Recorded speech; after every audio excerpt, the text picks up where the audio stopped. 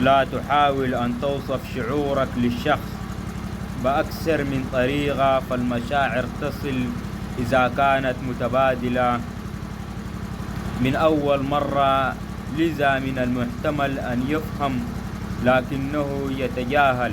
من يتكلم خلفي قد يكون ضارا في الدنيا ولكن نافعا لي في الآخرة، وهنالك من يحاولون نسيان أوجاعهم بكثرة الكلام. غلبني السكوت، بردت مشاعري، تأقلمت على فكرة أن كل شيء حولي عدم، والأهم قدرت أتعايش مع الوضع بصمت ورضا. أدري إن تغيرت كثيرا ويمكن في حاجات تغيرت فيها للأسوأ، بس الحلو بالموضوع إني السلام عليكم ورحمة الله الأخوة الكرام أيها الأحبابي، أينما دمتم سالمين غانمين يا أخواني العزيز. معكم الزعيم حامد عجوب. يا أهلا بكم ومرحب بكم يا أخي. أخواني كيف حالكم يا أخي؟ منورين يا أخي، تسلموا يا غوالي.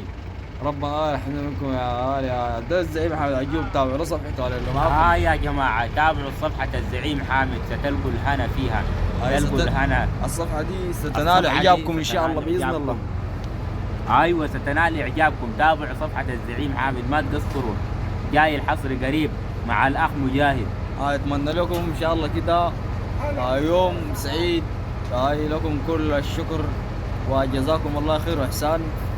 وتسلموا دمتم غانمين يا أخي. مع تحيات زعيم. الزعيم لك كل التحية والتقدير الزعيم حامد.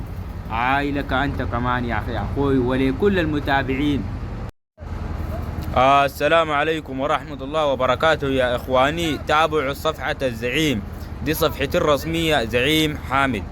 تابعوا صفحة الزعيم دي الصفحة الرسمية يا جماعة، الصفحة الرسمية. أعمل اشتراك متابعة، تابع، وشكرا من الزعيم.